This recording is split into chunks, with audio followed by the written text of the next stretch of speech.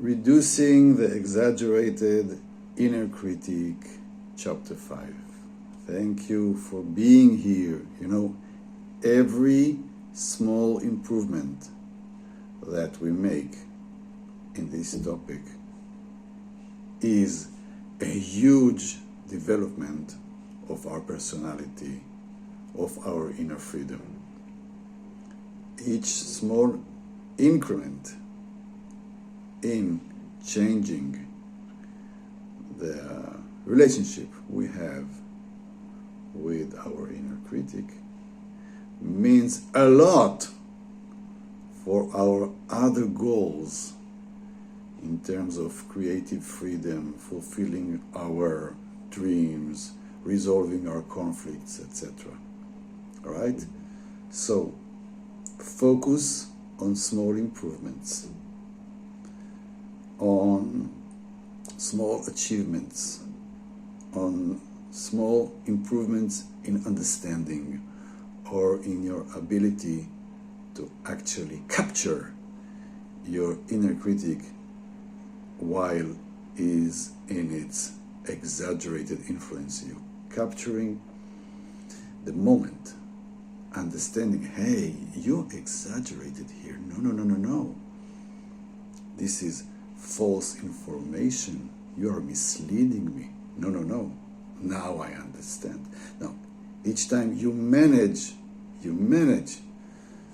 to realize what's really going on, that this is exaggerated criticism, then you create a better space in you to change it, to argue with it, and to open new avenues of development to yourself. Because the essence of this exaggerated inner critic is blockade, is to block it. It blocks you. It puts you in a narrow space in which you cannot see that there are many options for you, many ways that are easier to accomplish than you believe, just because you let your inner critic rule your mind. All right, so following this spirit, let's go to chapter 5. Identify, acknowledge, feel, and then firmly refuse, and repeat this action. Again, identify, acknowledge, feel, and then firmly refuse, and repeat this action. Well, this is my dog barking. I hope it will stop. Okay, so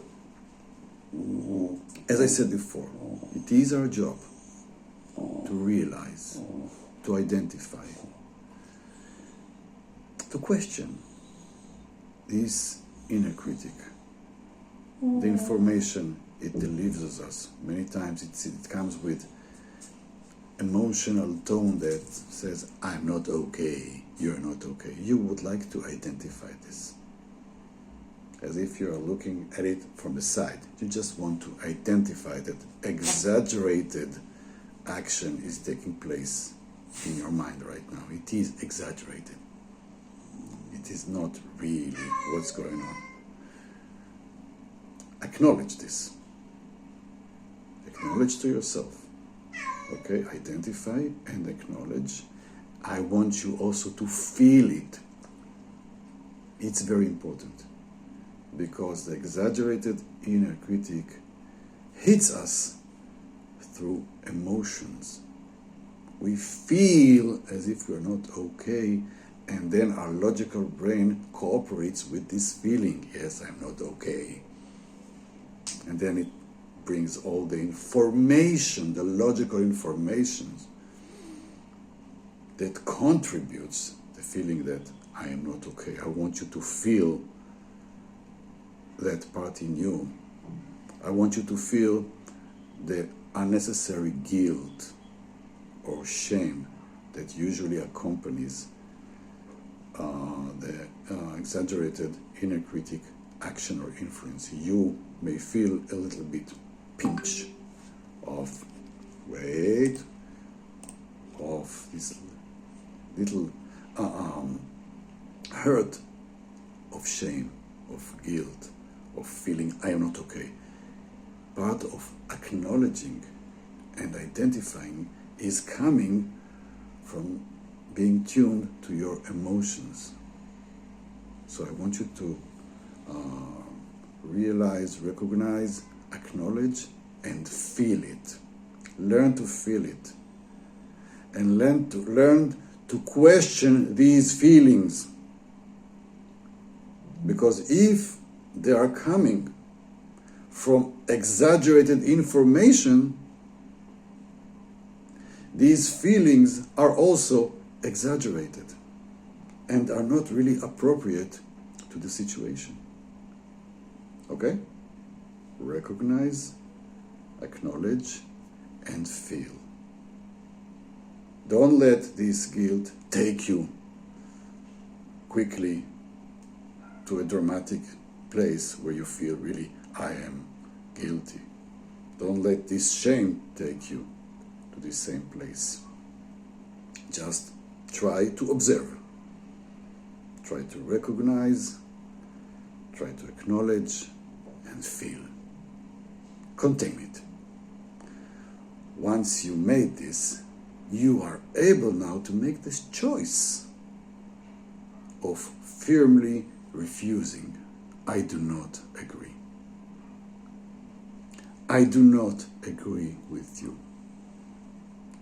I recognize it is you, my exaggerated inner critic, that is talking in me.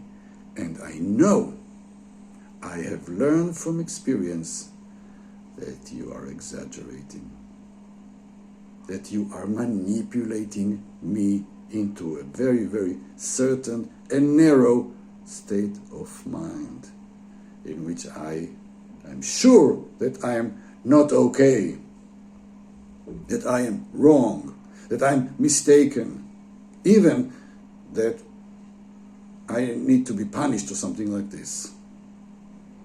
Yeah. So we would like to recognize this negative process and say, no, I do not agree.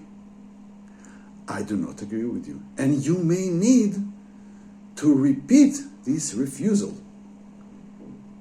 because your exaggerated inner critic is coming with power.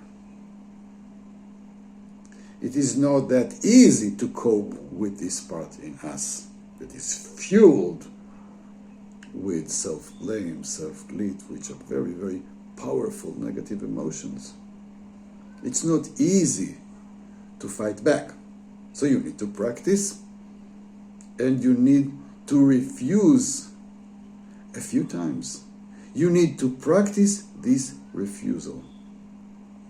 And I'm telling you, it will never go away.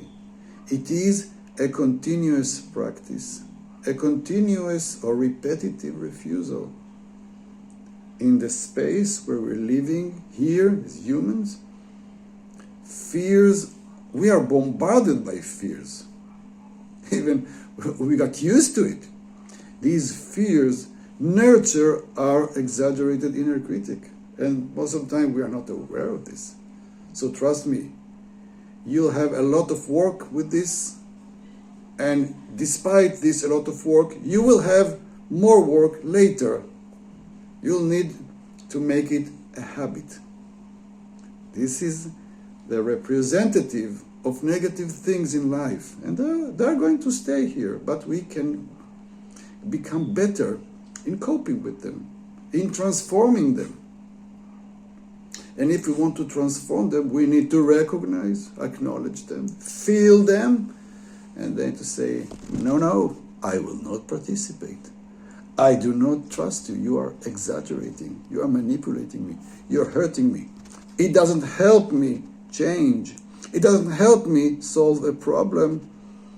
It doesn't help me to get better. No, when I'm in this shame pain or guilt pain, I cannot do anything to fix my mistakes. No, without some love and support, and self-trusting, I will never be able to change. So stop. Stop. I don't want you. I don't need you. I need something more balanced to help me change, to help me improve, to help me take responsibility and accountability for my actions, but not this one, not through exaggerated inner critic. No. So here it is for you. Recognize, acknowledge, feel, and firmly refuse, and repeat this again and again and again, and get better in this.